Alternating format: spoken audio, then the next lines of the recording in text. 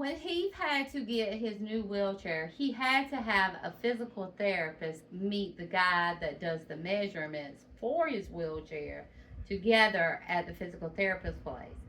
And the physical therapist, all they have to do is write a letter of medical necessity stating he needs a wheelchair.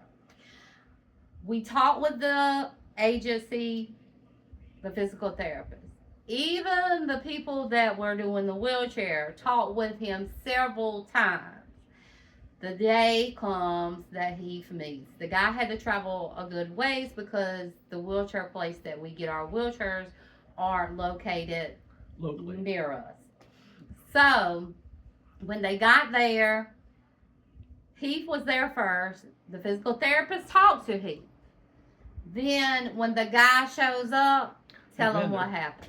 Well, when the vendor got there, me and the vendor were talking, and the physical therapist came over there, and he was like, "Well, I can't do a letter of medical necessity for you because I don't have a license to be able to do that." I'm like, "But you're a physical therapist. All you have to do is, write it up."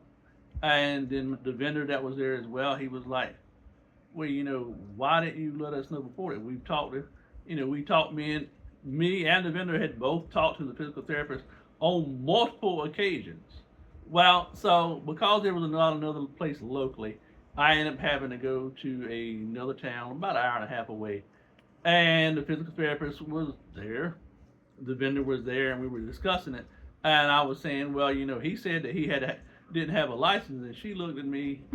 The other physical therapist was like, she said, "What license?" She said, "You only have to have a physical therapist license to be able to do this." I said, "Well, hey, that's what he said."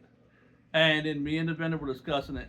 And then when the vendor came and delivered my new wheelchair the other day, we were discussing it again. He was like, "We discussed all this, and it was a bad situation." He was like, I just think, he just got us down there so he could charge insurance that way, because he charged insurance because I showed up and the vendor showed up, and then he didn't want to do it. That was just basically what it came down to. But I don't feel like he should have been paid for it No. if he didn't do the job. Do you really think he filed? It would be interesting to see, did he file Heath's insurance? Of course he did. Because if he did, he didn't do anything to make money for. No. Of course he did, because when I got there, I had to fill out a whole insurance form, my name, address, contact information, my Medicaid information, all that. So he billed Medicaid for that visit.